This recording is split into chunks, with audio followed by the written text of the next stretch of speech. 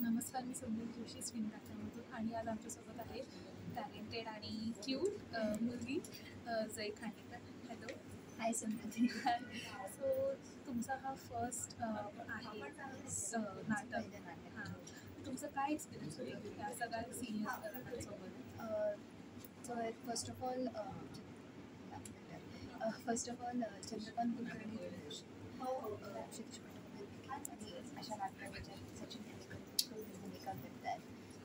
हे सगळं एक असं या लिंकमध्ये जुळणं फार मोठी गोष्ट आहे. मी स्वतःला फार नक्की समजते की ते मला या अशा नाटकामध्ये पदार्पण नाटक रंगभूमीवर करता आलं या नाटकामुळे.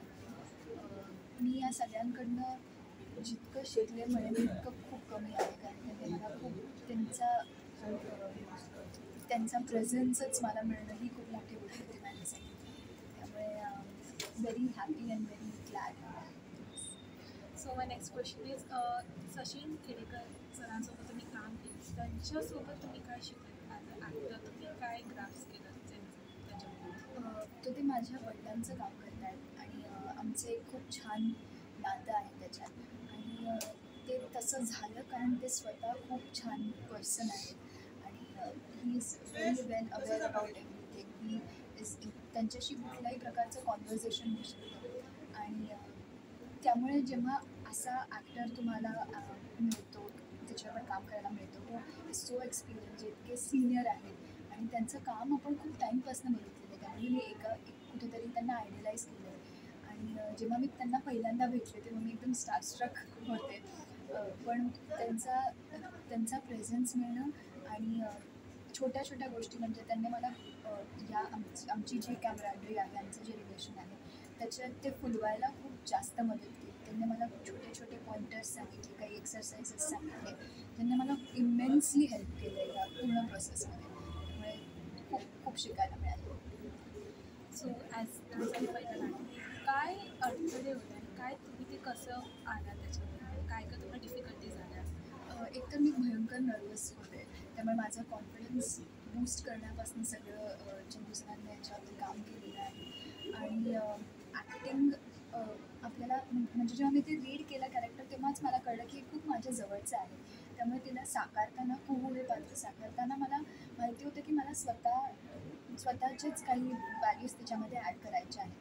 पण ॲट द सेम टाईम एक कॅरेक्टरला कसं फुलवायचं हे मला आयडिया नव्हती काहीच, किंवा स्टेजवरचा प्रेझेन्स कसा असला पाहिजे याची मला आयडिया नव्हती. स्टेजवरचं चालणंही एका वेगळ्या प्रकारचं असतं, बोलणं वेगळ्या प्रकारचं असतं, जेस्चर वेगळ्या प्रकारचं असतं. तर या खूपच मायन्यूट गोष्टी पण मला शिकायला मिळाल्या. त्यामुळे खूप अवघड होतं पहिल्यांदा सुरुवातीला. पण as days went by, as I kept practising आणि चंदू सर होतेच पूर्ण वेळ. त्यामुळे मग त्यांच्या विजनमुळे जे काही आता मी प्रेझेंट करू शकेन ते त्यांच्यामुळे कम्प्लिटली झालं. एखादं नाटक एकदम स्पॉन्टेनियस असते, एकदम फटाक तुम्हाला हे करायचं असतं, तर तुम्ही ॲज रिहर्सल्स करताना काय काय शिकलात? काय काय होतं? काय काय एक्सपिरियन्स केलं? मी म्हटलं तसं की स्पॉन्टेनिटी तर त्याच्यात असतेच, पण एनर्जी इतकी इम्पॉर्टंट पार्ट प्ले करते की ॲज अन ॲक्टर तुम्हाला कंटिन्युअसली तुमची एनर्जी पंप्ड अप ठेवावी लागते, especially when you're on stage. कारण खूप वेगवेगळ्या गोष्टी करायच्या असतात. म्हणजे in the back of your mind you have to keep remember dialogues पण म्हणायचे आहेत, मग मला कॉस्ट्यूम पण चेंज करायचा आहे, मग काही प्रॉप्स पण वेगळे घेऊन जायचे आहेत, मग इथली ॲक्शन इथेच करायची आहे, याच अँगलमध्ये करायची. सो अशा 25 गोष्टी चालू असतात आणि at the same time you have to keep reacting as if you are hearing them for the first time. त्यामुळे this was a very nice वर्कशॉपच म्हणेन मी माझ्यासाठी. आणि खूप निटीग्रिटीज आहेत, पण त्या शिकायला खूप मजा आली. थँक्यू सो मच फॉर टाईमबद्दल. It was really fun to talk to you. Thank you so much. Thank you.